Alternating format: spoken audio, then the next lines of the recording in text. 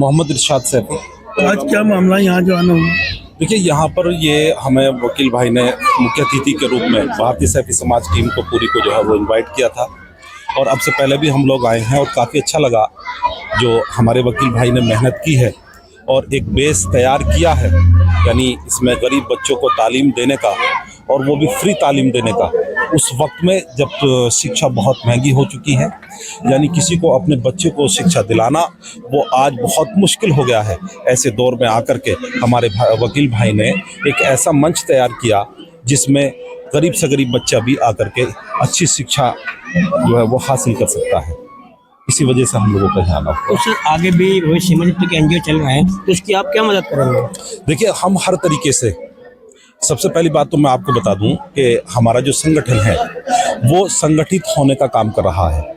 यानी जब हम लोग संगठित हो जाएंगे तो हम कोई भी बड़े से बड़ा काम आसानी से कर सकते हैं।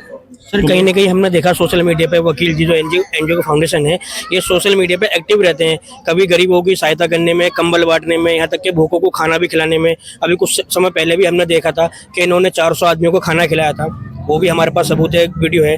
तो सर इस एनजीओ को अभी तक कोई सहायता ऐसी नहीं मिल पा रही है, तो इस एनजीओ को आपसे क्या सहायता होगी और भविष्य में आपसे क्या उम्मीद रखेगा? देखिए, इंशाल्लाह जिस तरह से अल्लाह रब्बुल इज़्ज़त ने हम लोगों को बनाया है उस तरीके से हम इंशाल्लाह हर वक्त इनके साथ में खड़े हैं। और जैसे कि मैंने आपको बताया, हमारा मकसद ही यही है, संगठित जो हम लोग हो रहे हैं, किसी भी बड़े काम को आसानी से हम लोग कर लें।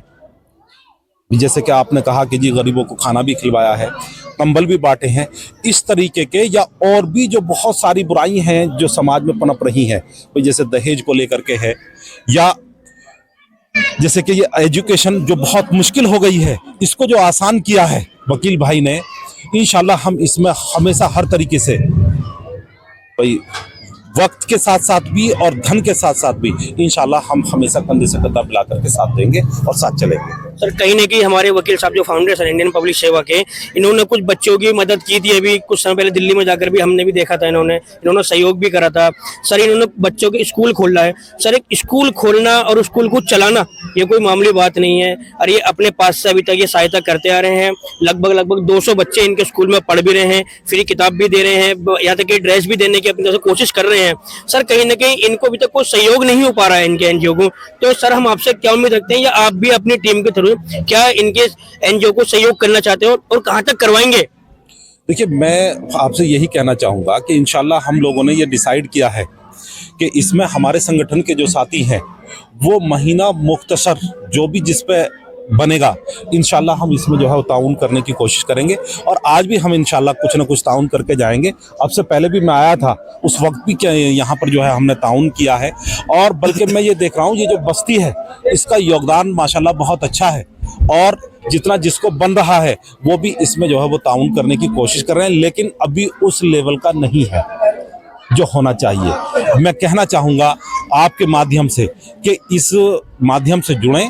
भाई सबसे बड़ी बात तो ये है, मैं कहना चाहूँगा उन देशभक्तों से, उन देशवासियों से जो वाकई देश से मोहब्बत करते हैं, उन्हें देश के नौजवानों से, आने वाले बच्चों से उनके भविष्य को लेकर के मोहब्बत करनी पड़ेगी, उनका साथ देना पड़ेगा। और मैं कहता हूं आज के टाइम में इससे बढ़कर के देशभक्ति कोई नहीं हो सकती अगर हम देश के नौजवानों को अच्छी एजुकेशन दे करके अपने देश का गौरव ना बढ़ाएं। मैं कहना चाहूँगा कि सभी देशवासियों से, अपने सभी क्षेत्रवासियों से और भी दीगर जहाँ तक ये हमारा मैसेज जाता है, मैं उनसे अपील करना चाहूँगा कि ये जो काम, ये जो नींव रखी है वकील भाई ने, और इंशाल्लाह इसमें आज से नाम हम लोगों का भी जुड़ चुका है, भाई इसमें आप हमारा साथ दें। इंशाल्लाह इस संस्था को हमें बहुत ऊंचाइयों तक ले जाना है। और मैं कहना चाह रहा हूं कि इंशाल्लाह अभी तो छोटे बच्चे हैं, इसी संस्था के माध्यम से हम बहुत जल्द आईएएस और आईपीएस भी इसी संस्था से बनाएंगे इंशाल्लाह। पूरा देश क्षेत्र में गणतंत्र दिवस मना रहा है, इससे सब देख रहे हैं तुम्हें, अब इस चैनल के माध्यम से क्या कहना चाहेंगे? देखिए, मैं इस चैनल के माध्यम से तो मैं यही कहना चाहूँगा, जो ये खुशी का दिन है यानी गणतंत्र दिवस, सबसे पहले मैं सभी भाइयों को इसकी मुबारकबाद देना चाहूँगा। और मैं यही कहना चाहूँगा, देखिए ये जो संविधान है हमारा, ये हमारी रीढ़ है, और मैंने इसके बारे में इतना सोचा है, मैं इससे बड़ा एग्जाम्पल और कोई नहीं दे सकता। जब भी मुस्लिम समुदाय का लोग कहीं फंसते हैं, किसी मसले मसाइल की बात आती है, तो वो कुरान की तरफ रुजू करते हैं। और जब वो कुरान की तरफ जाते हैं तो हर मसले का हल कुरान से मिलता है। ठीक मैंने इसी तरह से पाया, जब जब देश के अंदर किसी पर जुल्म होता है, किसी के साथ ज्यादती होती है, या कोई ताकत में आकर के मनमानी करने की कोशिश करता है, तब उस वक्त में आकर के संविधान देश की मजलूमों की हिफाजत करता है और देश उनके संविधान के जरिए से महफूज होता है। मैं कहना चाहूंगा सभी देशवासियों से कि अगर आप देश से मोहब्बत करते हैं तो संविधान को बचाए रखना ये हम लोगों की जिम्मेदारी बनती है। इसका भरपूर ख्याल रखें। और इसमें कोई, जैसे कि हम देखते हैं न्यूज में भी कभी कभी आ जाता है, लोग भी अपने भाषणों में कहते हैं कि अब के हम पावर में आएंगे तो हम संविधान में चेंज करेंगे। असल में वो संविधान में चेंज नहीं होगा, वो चेंज होगा जो लोग गलत नीति वाले हैं, जिससे वो देश के साथ मनमानी कर सकें, तो वो ऐसा नियम लाने की कोशिश करेंगे जिससे देश को नुकसान पहुंच सकता है। हम लोगों को एकजुट होकर के हम लोगों को संविधान की हिफाजत करनी है। मैं यही कहना चाहूंगा कि जिस तरह से हमारे शहीदों ने अपने बलिदान दे करके देश की हिफाजत की है, हम लोगों को संविधान बचा करके इस देश की हिफाजत करनी है। सर कहीं ना कहीं हमारे मुस्लिम समाज में आज भी बच्चों को या लड़कियों को पढ़ाया नहीं जाता है। सर मुस्लिम समाज में आप ऐसा क्या मैसेज देना चाहेंगे जो मुस्लिम भाई हमारी बहन बेटों को पढ़ा में? देखिए, मैं तो यही कहना चाहूंगा, वो वक्त और था जब मुस्लिम बच्चियों को शिक्षा नहीं दी जा रही थी, लेकिन आज आप देखेंगे कोई घर ऐसा नहीं है जहां मुस्लिम बच्चों को शिक्षा नहीं दी जा रही है, लेकिन वो एक लेवल तक है। मैं कहना चाहूंगा सभी मुस्लिम भाइयों से कि आप उस लेवल से भी और आगे जाइए। हमें अपनी बच्चियों को भी IAS IPS बनाना है और उच्च तालीम देनी है, क्योंकि जो माँ होती है वो घर जो होता है वो उसी के अंडर में होता है।